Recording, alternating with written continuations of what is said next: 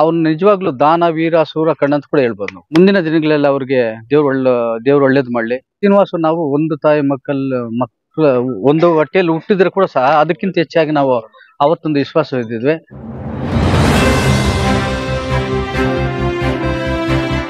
ಎಲ್ರಿಗೂ ನಮಸ್ಕಾರ. ಇವತ್ತು ನಮ್ಮ ಮಲ್ಪನಹಳ್ಳಿ ಗ್ರಾಮದಲ್ಲಿ ನಮ್ಮ ಆತ್ಮೀಯರಾದಂಥ ಮಲ್ಪನಹಳ್ಳಿ ಶ್ರೀನಿವಾಸ್ ಅವರು ರವರ 46ನೇ ಹುಟ್ಟಿದ ಹಬ್ಬದ ಶುಭಾಶಯಗಳು ಎಲ್ರಿಗೂ ನಿಮ್ಗೆ. ನಾವು ಶ್ರೀನಿವಾಸ ನಾವು ಒಂದು ತಾಯಿ ಮಕ್ಕಳು ಒಂದು ಹೊಟ್ಟೆಯಲ್ಲಿ ಹುಟ್ಟಿದ್ರೆ ಕೂಡ ಸಹ ಅದಕ್ಕಿಂತ ಹೆಚ್ಚಾಗಿ ನಾವು ಅವತ್ತೊಂದು ವಿಶ್ವಾಸ ಇದ್ದಿದ್ವಿ.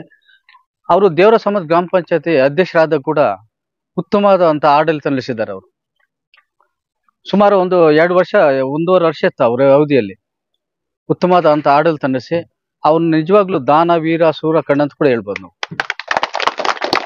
ನಾನು ಕಂಡಂತೆ ಅವರು ನಿಜವಾಗ್ಲೂ 1 ಲಕ್ಷ ರೂಪಾಯಿ ಸಂಪಾದನೆ ಮಾಡಿದ್ರೆ ಅದ್ರಲ್ಲಿ 50,000 ರೂಪಾಯಿ ದಾನ ಧರ್ಮ ಬಡಬಗ್ಗರಿಗೆ ನೀಡ್ತಾ ಇದ್ದಾರೆ. ಅದಕ್ಕೆ ಅವ್ರಿಗೆ ಆಯುಷು ಆರೋಗ್ಯ ಭಗವಂತ ನೀಡಲಿ. ಅವರು ಮುಂದಿನ ದಿನಗಳಲ್ಲಿ ಉತ್ತಮವಾದಂಥ ರಾಜಕಾರಣ ಆಗಲಿ.